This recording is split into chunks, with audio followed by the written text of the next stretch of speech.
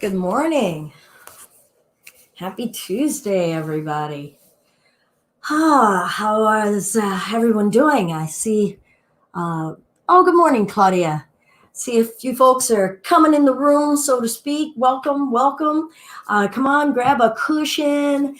Maybe bring your journals. And yeah, we're ready for our Tuesday morning home yoga practice.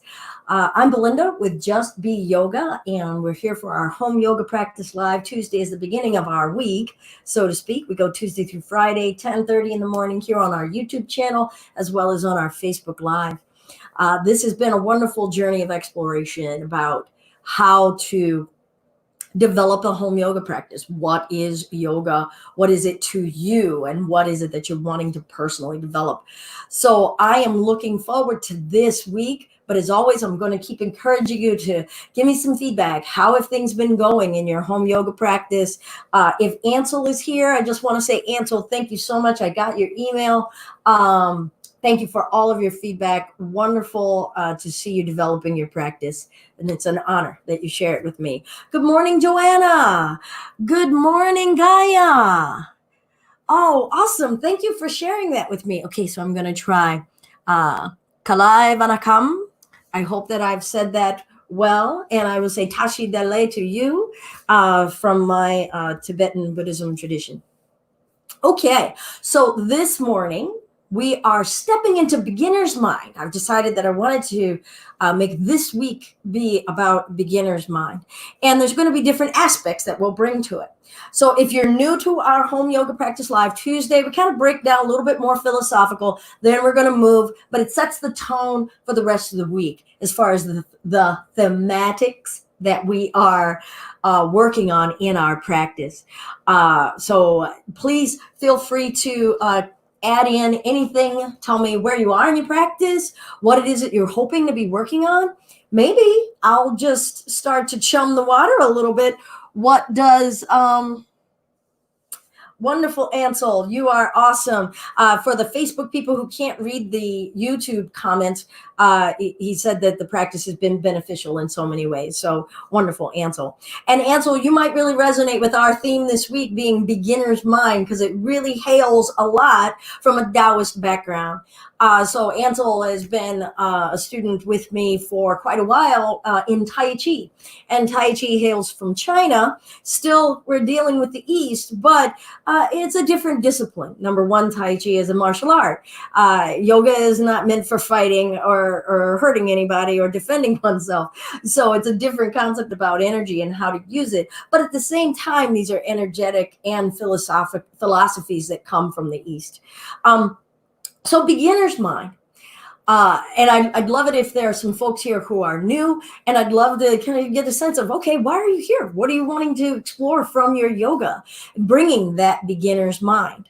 Good morning, Amber. Yay, first timer. Awesome. And so that's beautiful to be able to say, okay, well, what is yoga? Why are we here? What does bringing a beginner's mind mean? I know that I've been in times in my life where I've thought beginner's mind must mean that I don't know anything. I suck. I can go negative really quickly, but that we feel like I'm not good enough to do the heavy stuff. I'm not good enough to do the more difficult stuff. Either way, it ends up in being in this self-critical space instead of inviting beginner's mind as something to aspire toward, bringing that innocence, that openness to learning, that openness to wonder and experience that can really help us navigate the unknown.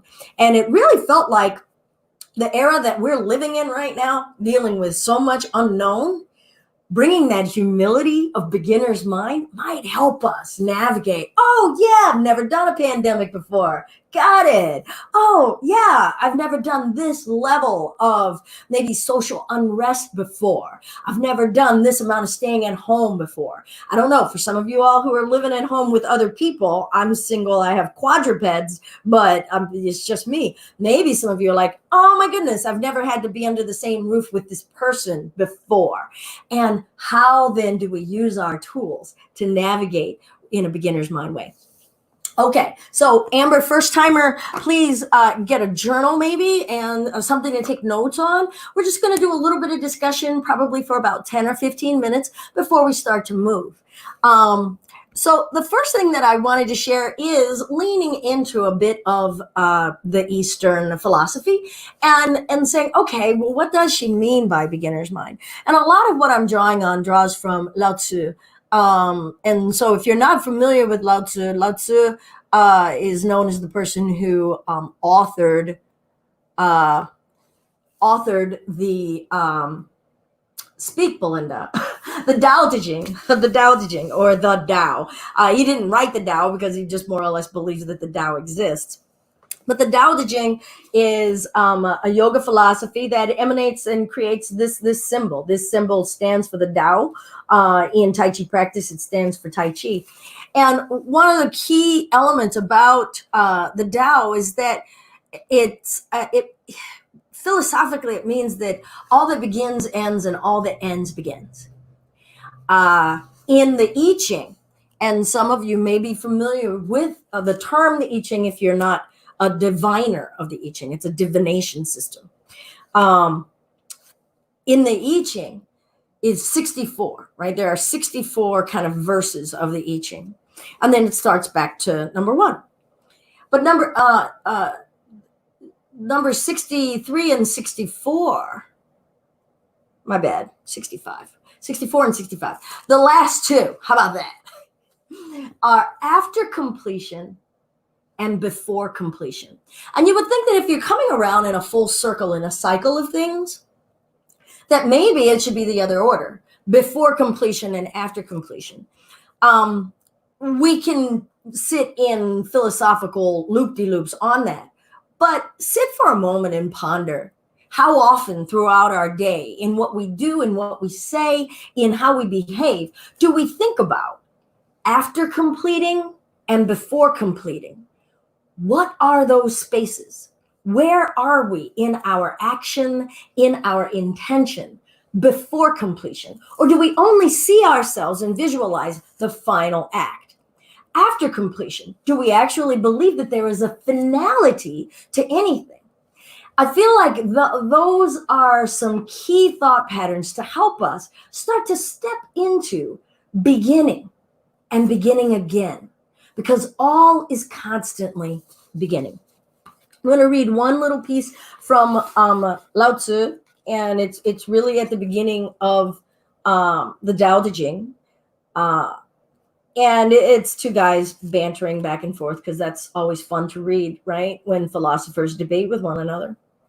But the one who thinks he does not know is profound. And the one who thinks he knows is shallow.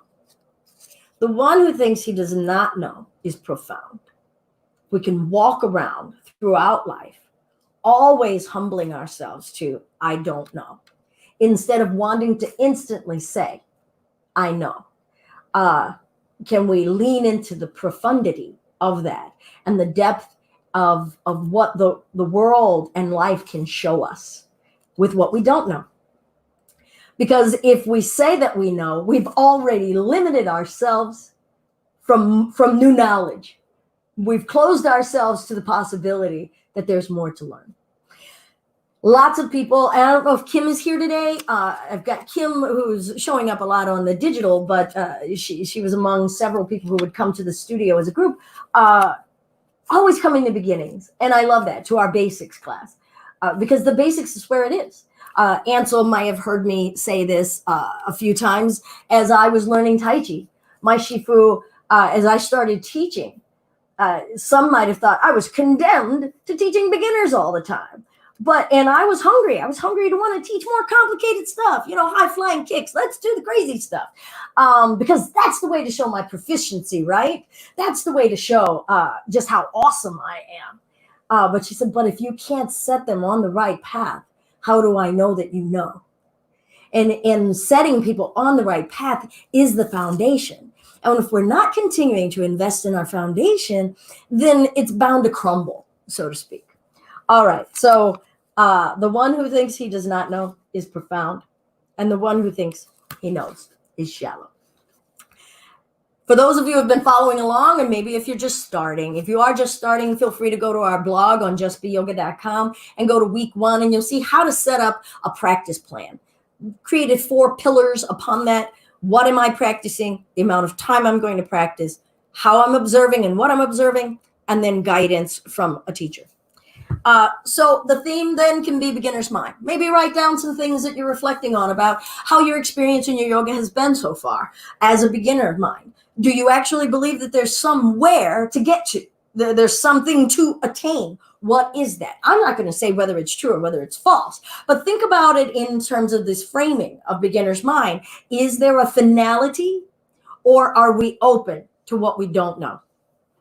So with that, I'm going to talk a little bit about, I've talked a lot about what is yoga, right? We got 8 limbs of yoga. Again, you can go back, look at some past videos of this. All of these are in our playlist on Facebook and on YouTube. Just click home yoga practice and you'll see all of the back archive of this. So there's 8 limbs of yoga. I've talked about what the philosophy is, talked about sutra. But today I figured, okay, if we're going to go beginner's mind, why don't we get into what kinds of yoga are there? So, yay, beginning again. I love it, Elizabeth. Okay, now I put some slides up that I'm trying to access. So I'm going to switch to a couple of screens here.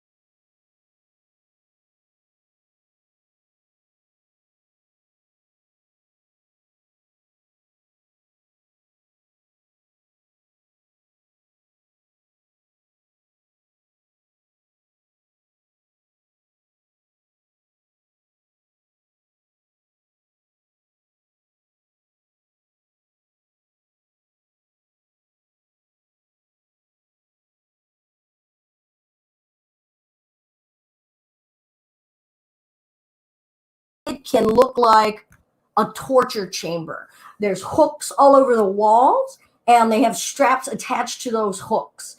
And you will position your body and tie your body sometimes in various poses and use like gravity and hang from those straps. So like I said, it can look like a torture chamber. I have been in some classes where I've had to step away because it did not feel safe for me. I'm not saying that the teachers were not safe. It did a lot of triggering for me because of my own past. And so I know that I either need a very skilled Iyengar teacher to help guide me through the triggers that I'm experiencing, or I step away from it. And I tend to step in and out. And Ruth Fisk here in East Lansing is a wonderful teacher, a wonderful guru to get to know. She actually trained with BKS Iyengar. All right, let me go back to the list. Okay, let's go ahead and say the name that shall not be named much more after I've named it. How about that? Bikram Yoga. It's being listed here, I think, because you're going to find that name everywhere. And there are tons of Bikram studios. Bikram Chaudhry is a guy who created a sequence of yoga, like 26 poses, tried to trademark it. The world finally said, no, you can't trademark yoga. But he has been disgraced out of the United States and is actually on the run in the United States. So he's left the country after tons of potential criminal charges being lodged against him for sexual misconduct. Yeah, I'm just going to leave it at that. How about that? He also created Yoga Olympics, which unto itself is its own thing. 26 poses, all in a heated studio. They profess lots of health benefits to the heat and the extremism with which they execute these poses. They never vary from those poses. All right. Vinyasa Yoga. Vinyasa Yoga is actually like just a flow. This is Americanized machination of a version. Let's look at the one at the bottom, Ashtanga. So it's an Americanized machination of Ashtanga. Ashtanga was created by Pattabhi Jois. Pattabhi Jois was also a student with BK under the same guy, Krishnamacharya. So they were kind of classmates, buddies. They came out of the same school. But they created two different types of yoga. Ashtanga is also a set sequence, I believe up to 3 sequences: primary series, secondary series, tertiary series. But the primary series is all in the same order. It is a heat building practice, Ashtanga is. Ashtanga, it's great for people who like form. Maybe my friend Ansel might really like it because it might feel akin to doing a martial arts form, where it's like, oh, I'm going to do this thing and I'm always going to do this thing in this same order all the time. I like it sometimes because it gets my mind out. I don't have to think about what am I going to do next. I know what I'm going to do next because this is the order that things happen. And so it can give me a sense of freedom inside of a set boundary. Very heat building, not necessarily great for people who are not already in perfect physical health. Okay. If you've got any busted ligaments, if you've got any busted joints, you can do a lot of harm. Again, if you don't have a skilled instructor who can keep you safe. Ashtanga, however, is heat building and fast, kind of a decent clip. Vinyasa is flow from pose to pose to pose. I teach a lot of that way myself, except for in this setting where we are right now. Okay, Kundalini, and I'm glad that this slide had Kundalini. Kundalini is a wonderfully powerful and subtle energy practice that really builds our awareness of energy lines in the body, our sushumna, and that's like a conduit, a column of energy that shoots from the tailbone all the way up through the crown of the head, and the helix of energy that spirals up through it, the Ida and the Pingala. I'm not going to get all into that kind of thing. You can pass out doing Kundalini. Do get somebody who knows. Don't try to learn Kundalini on a video, please. I first practiced it with someone who really knew what they were doing, and I saw stars. That's how much I wasn't able to contain the spiral of the energy. Okay, so what's not here? Vini Yoga. Vini yoga is kind of like an integrative and adaptive yoga that was created by TK Desikachar. I've shown his book before. He is the son of Krishnamacharya, who taught Vinyasa Yoga and Pattabhi Jois. I really feel as though where I've arrived in my life now, which started in power, well, actually it started hatha with my mom in the 70s, but I was a kid, and so did I learn discipline? No. When I got into power yoga, I would use it as a cross train when I was doing martial arts. So I kind of grabbed it and said, oh, I want a little bit of this to help me do that. And that was it. And a very physical basis. But remember what I said about whatever gets us in the door? Because I'm not going to criticize it. That's the way I started, because that got me here. And so different machinations and trainings and whatnot have gotten me to where I really do feel as though I really lean more toward Vini yoga, which is more integrative and adaptive. Please, if you're interested in more types of yogas, there are so many. There's yin yoga.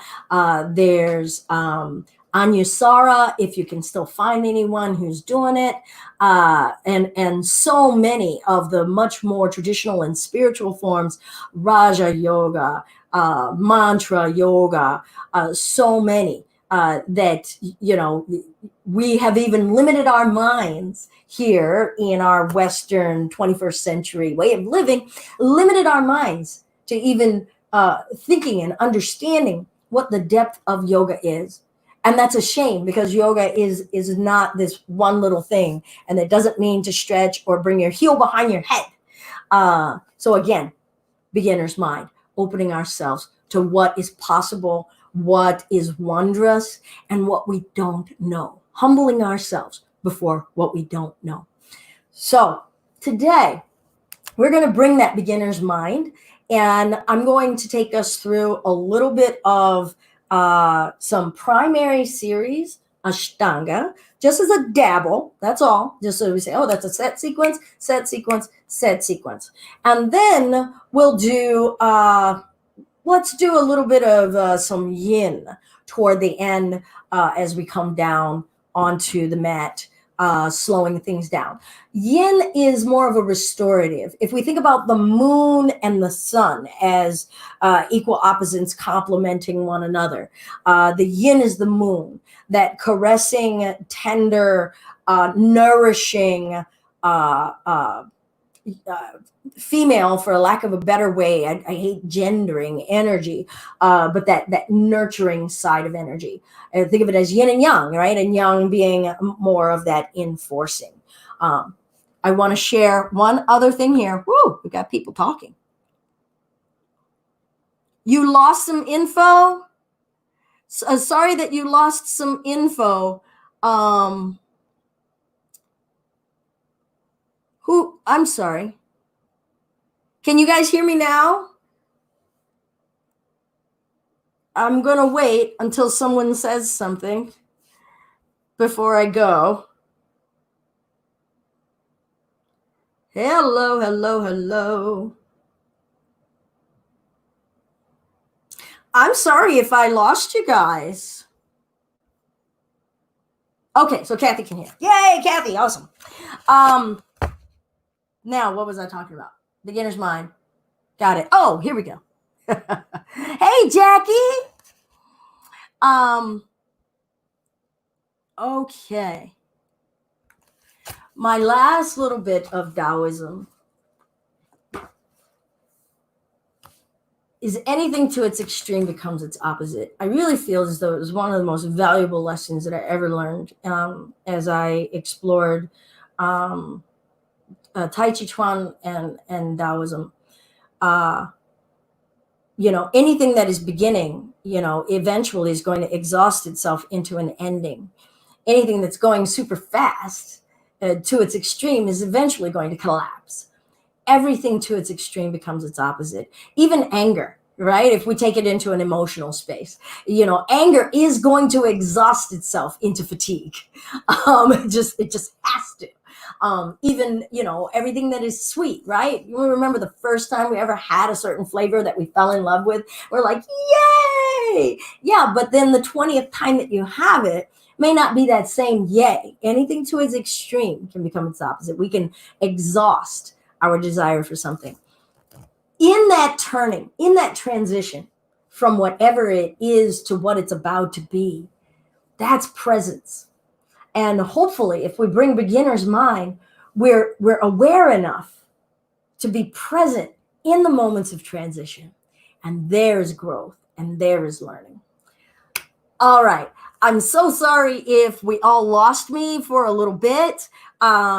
And I'll check back on the recording and see if there's some way that I can do some sort of repair. Maybe I was too enthusiastic with all of the razzle dazzle of screenshots and all of that. Before we start to move and we can go ahead and get some stuff out of the way, please feel free to let me know if you have any questions, or even if you want to share anything about how you have experienced beginner's mind in your practice to date. Whether it's a new practice, whether you've been practicing for a long time, how has it served you, or how hard is it? I know that I work really hard at trying to maintain my beginner's mind, because I can feel like, oh, well, I should be, right? I should all over myself. I should be doing Galavasana. I should be doing, some crazy arm balancing things all the time in order to be able to show whatever amount of authority or whatever amount that I feel that I have to share. Because if I feel as though I've got something to share, I must be able to show how intricate it is, and I have really found that the more I stay with the foundations, the greater that I deepen either how I can teach something that's more intricate, or even practice them myself. All right, you guys are shy, not seeing a lot of comments. I'm going to keep my eyes open for this now, and let's go ahead and we're going to start standing, because I said, oh, stronger. All right.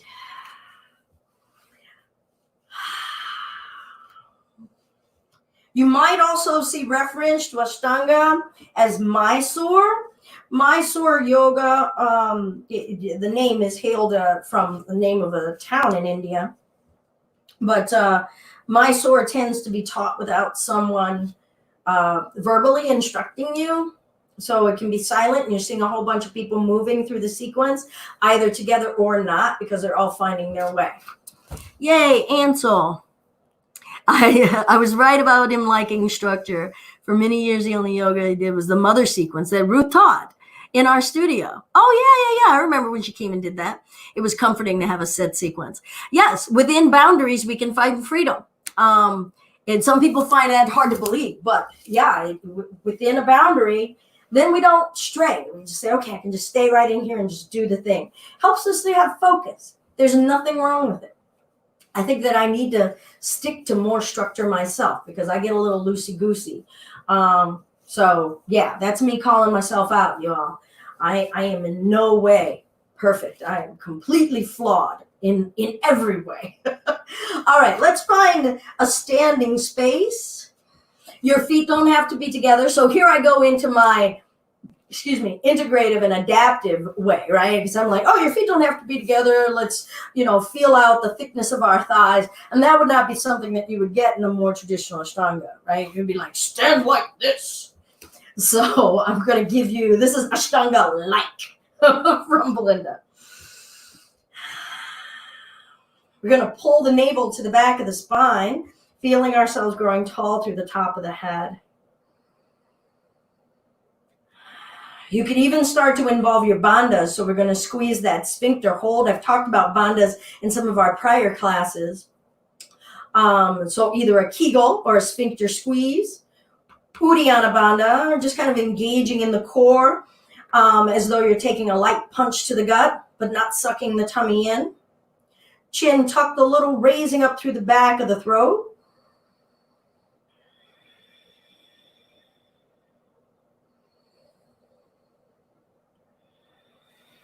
I'm going to turn sideways.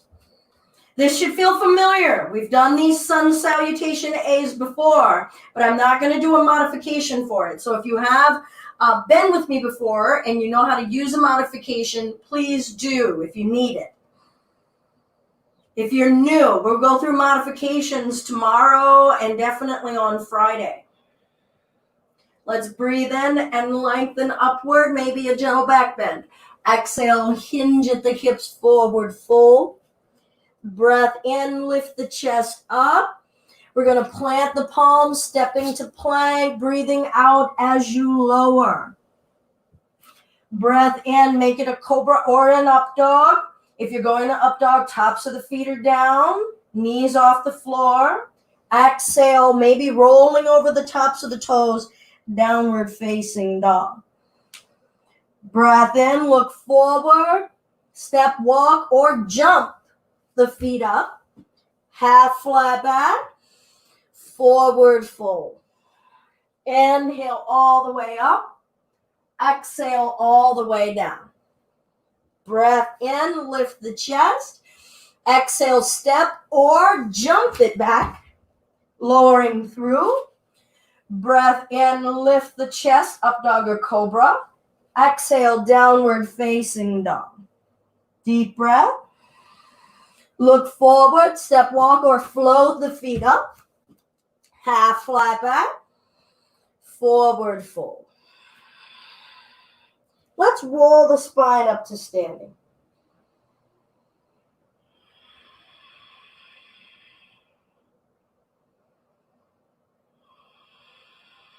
We're going to step the right leg out sideways. Bend that left knee. Chest is open. 5 breaths. Scoop the tailbone under. Roll the chest upward, shoulders down.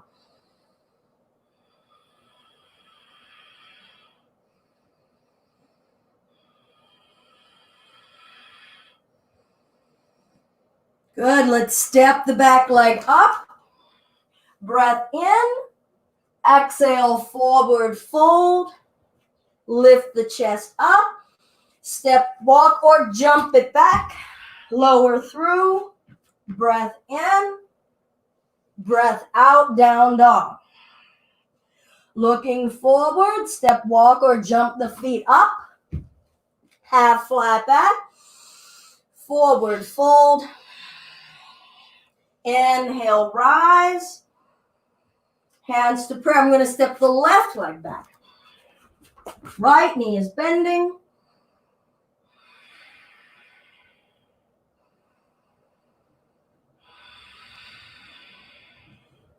Five total breaths. Energy shooting out of both arms. Chest lifting. Find your ease, no strain.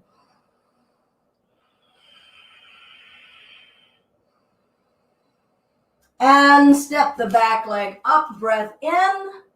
Breath out. Forward fold. Inhale, half flat. Step, walk, or jump the feet back. Lower through. Breath in. Breath out, down dog.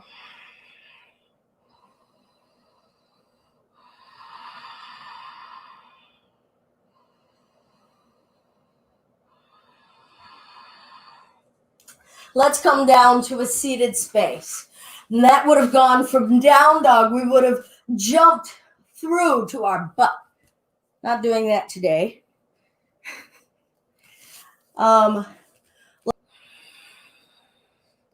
Lower the butt down. We're going to bring the hands out in front of us.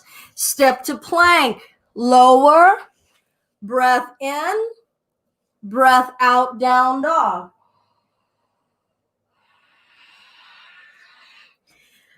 Step, jump, walk your feet up, back to an upright seated space. Let's do a boat. So as you can see, your feet could be down for the boat, your feet could be up. In between, the transition in between in Ashtanga is what most Americans will refer to as that vinyasa.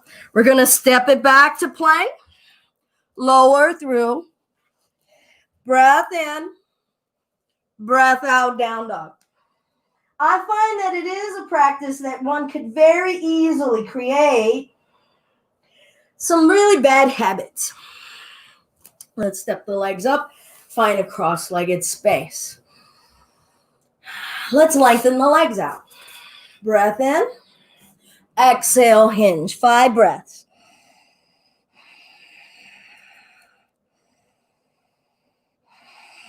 Because we can be in the rush to want to do all the things.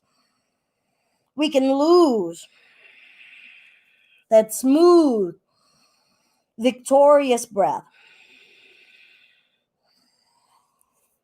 Rolling that spine up. Cross the ankles. You can skip this. We're going to step it back to plank. Lower. Up dog or cobra. Downward facing dog.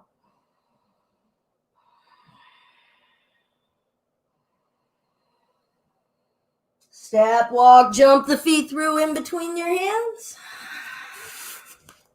I'm going to do the Janu Sirsasana sequence because it's probably, I'm going to be honest, I haven't done an Ashtanga pure primary in a while, so this is the one I can remember a bit sequentially. I've been giving you guys some snapshots of some primary. This knee is open, right leg is straight. Breath in, little twist, exhale coming forward.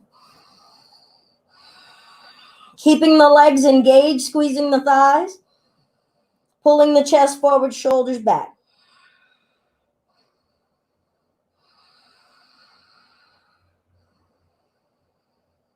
Five breaths in the pose. Bringing ourselves up. Again, coming through Vinyasa.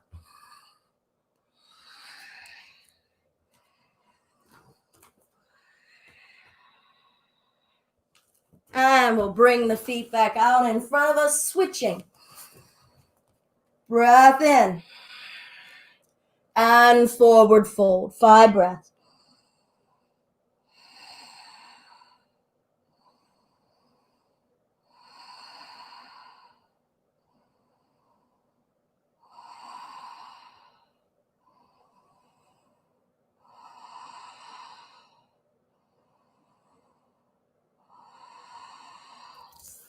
I'm going to roll the spine up. I'm going to skip the vinyasa this time for the sake of time. The next version, there's 3 versions of Janu Sirsasana. That's number 1 in Ashtanga. The next, I'm going to lift my butt and I'm going to try to place the perineum on this heel like such. And then please gently sit yourself down on that spot. Yeah. And when your voice is like this, you're like doing it right. Woo! Sitting upright and forward fold. As you can see, there's lots of contraindications in this practice, right? Unless we're already physically fit. If we've got busted body parts, our knees don't want to do this. Our hips don't want to do this. If Kathy's still here, I know that she'll be like, you're preaching to the choir, sister. Breathe, but feel that stimulation. Maybe you don't think that it's stimulation of your perineum where that heel is, but it's certainly waking up our awareness. Beginner's mind, beginner's sensation.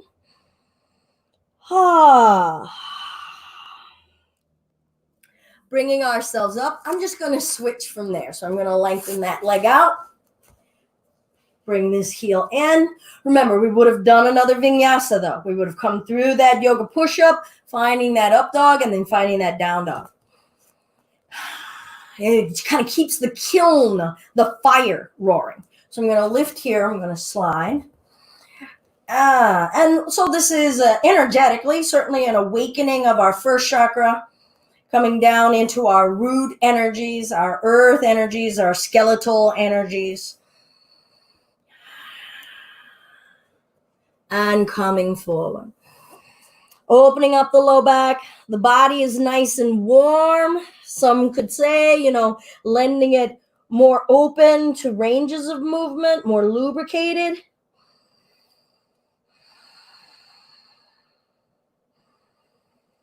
And I guess I like to adopt the thought that there's lots of yogas that are appropriate for times or chapters of our life.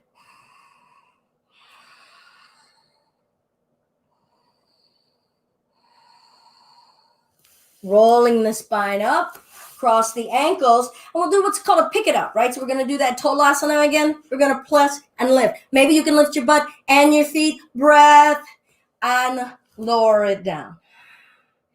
All right. So I'm going to end that as the Ashtanga, just as a taster of, and I think for many that this was like a beginning, like, what?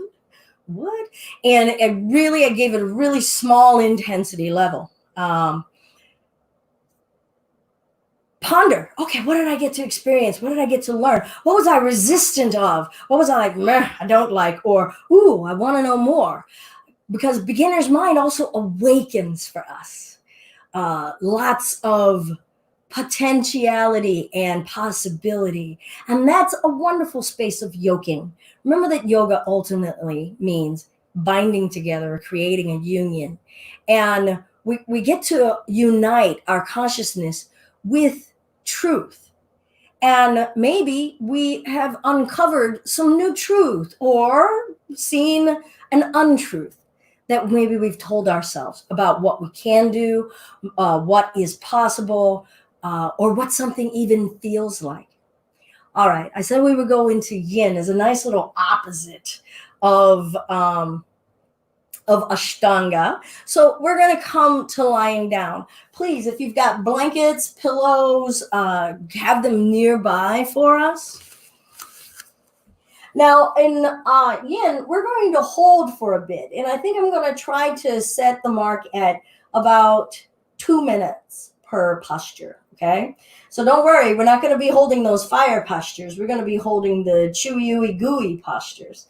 Remember that yin is that nurturing, supportive type of energy being held.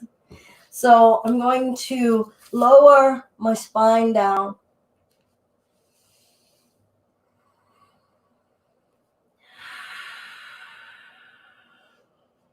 Let's go ahead and keep the feet where they are and the knees up.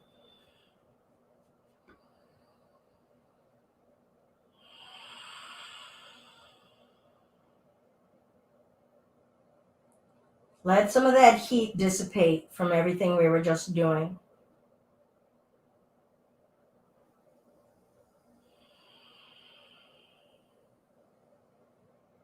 Begin here. Begin by absorbing what is right now, this stillness, the density of our stillness.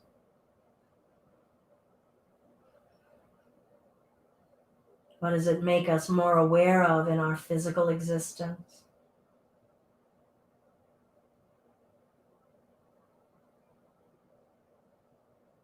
In our breath existence?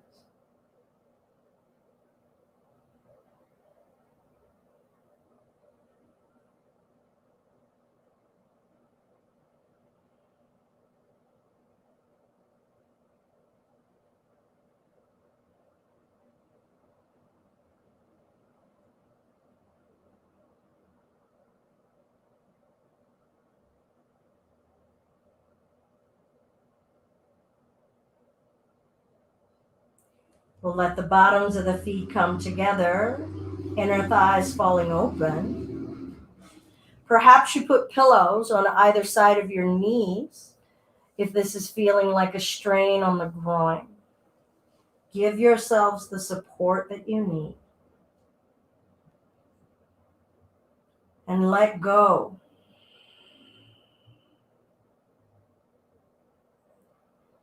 Encourage your fleshy being to release.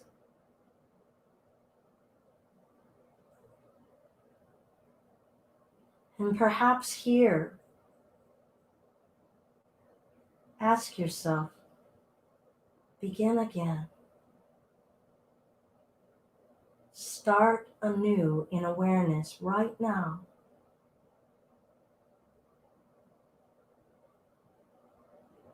And start again.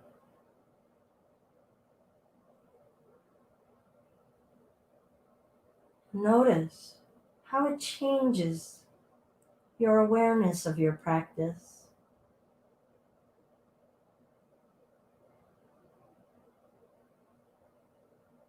Begin again with your breath.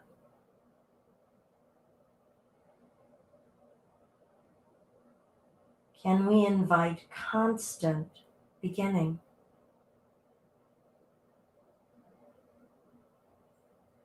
Begin to let go.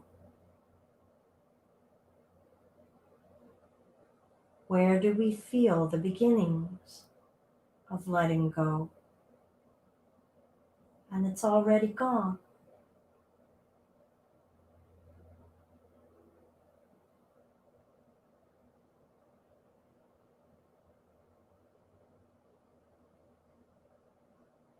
What has this position taught us?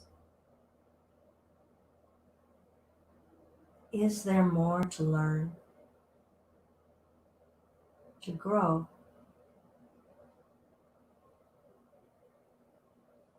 On a physical level, on an emotional level.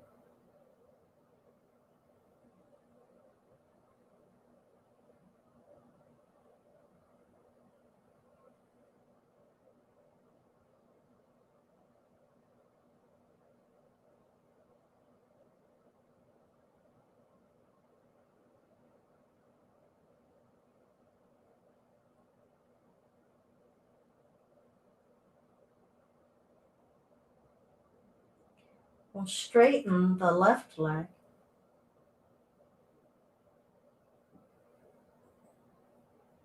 And begin letting go again. Check in with your wrists and your fingers,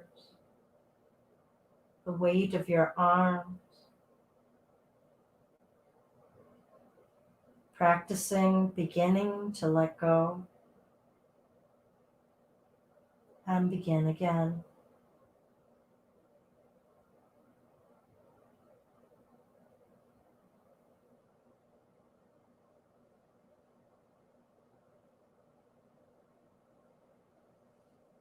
We'll lift the right knee up and start to roll over onto the left hip.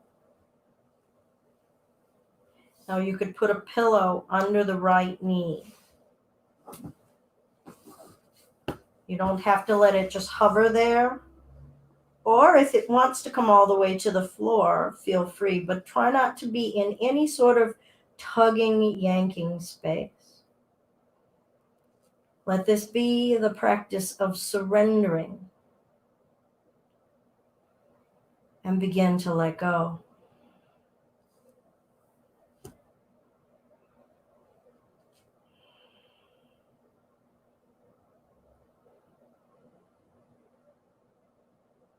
Begin in your low back.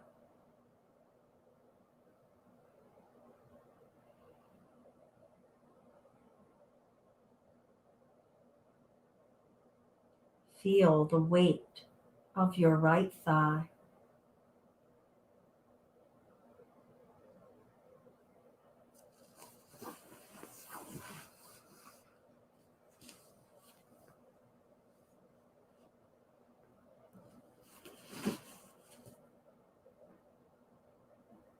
Feel the weight of both of your shoulders.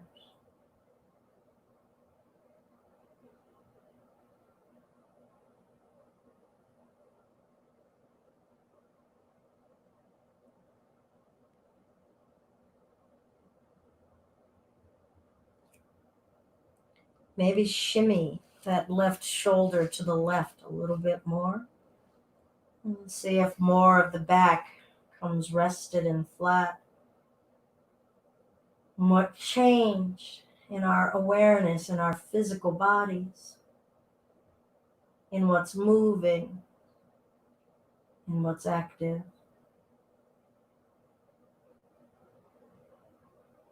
What do we know in this shape? What can we open ourselves to?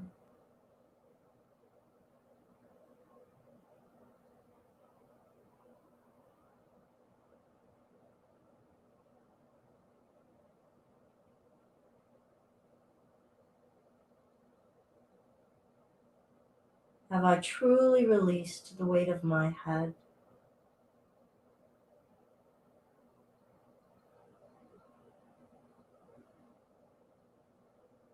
Can I connect to that? Can I will that? Or perhaps explore surrendering to it? Do I know the difference between willing and surrendering?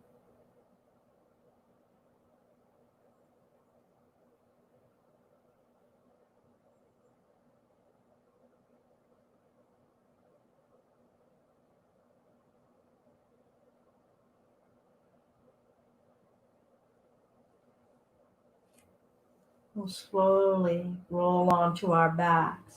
Feel each piece because we're beginning. Each part of the transition is a new beginning. It's a new awakening, a new awareness, a new being. And we'll lengthen the right leg out to the front of the mat. And let the body just lie where it is. Don't adjust anything.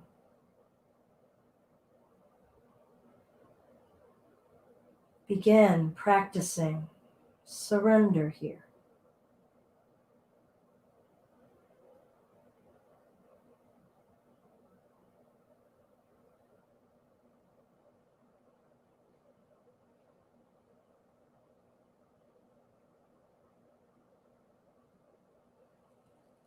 And we'll bring the left foot to the mat as the left knee points up to the ceiling. I'm going to move my pillow. Rolling over onto the right hip, twisting the body. Maybe shimmying that right shoulder. Mindful and aware as we position and subtly shift areas of the body.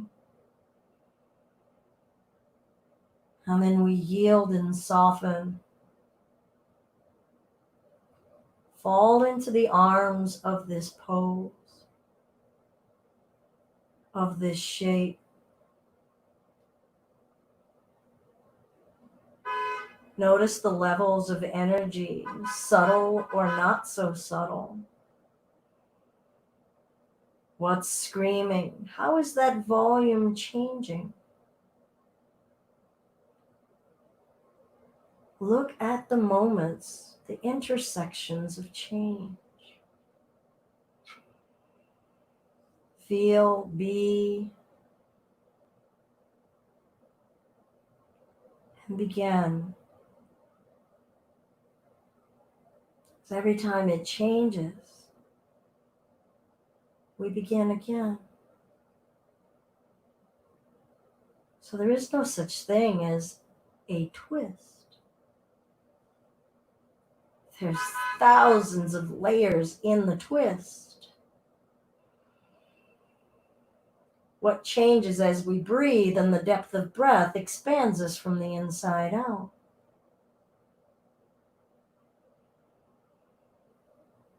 Begin awareness of one area of our organs.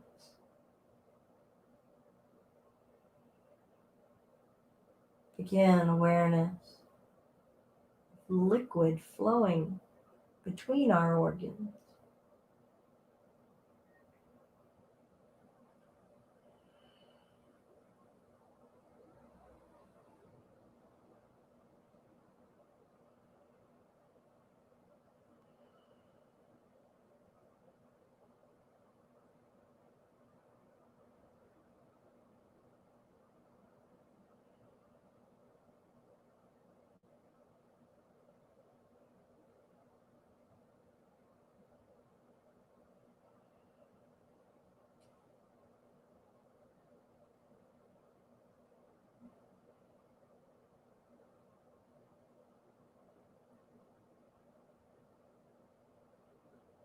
We'll gradually come back onto our back.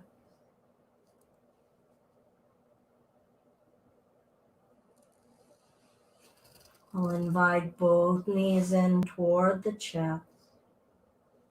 Wrap the arms wherever they find the legs easily. Maybe slow circles of the knees, tracing the ceiling in an imaginary way. Feeling that massage of the low back.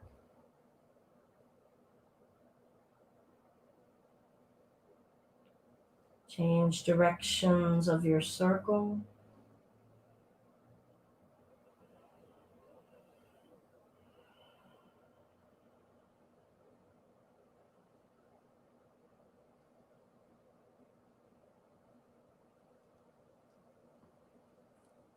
We'll eventually bring ourselves upright to a seated space.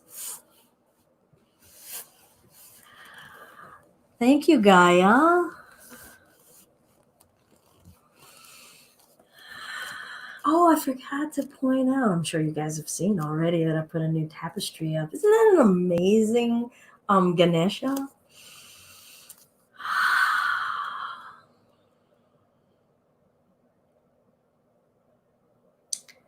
Let's take a moment. You could be sitting on your pillow, on a chair, maybe you're back against the wall. Again, that adaptive space in me. My interpretation of how I embody sthira sukha, ease and steadiness. That's what I'm to be practicing and try to carry it in how I embody my being.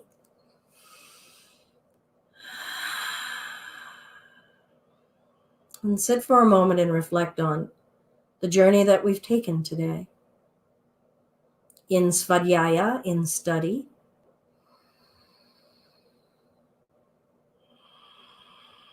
In asana, physical body.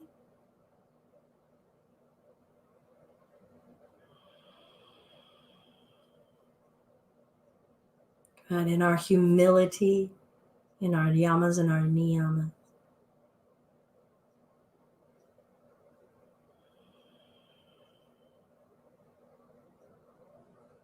If you would like to to join with us, feeling our energy in a more subtle way, vibrationally, feel free to join us. The primordial sound of Om, said to be an unstruck sound that has existed since the beginning of time. Wide open throat, relax the diaphragm. Just feel the waves, the wave and undulation of sound emanating from you. Maybe reflecting on beginning and beginning again. Deep breath if you're joining.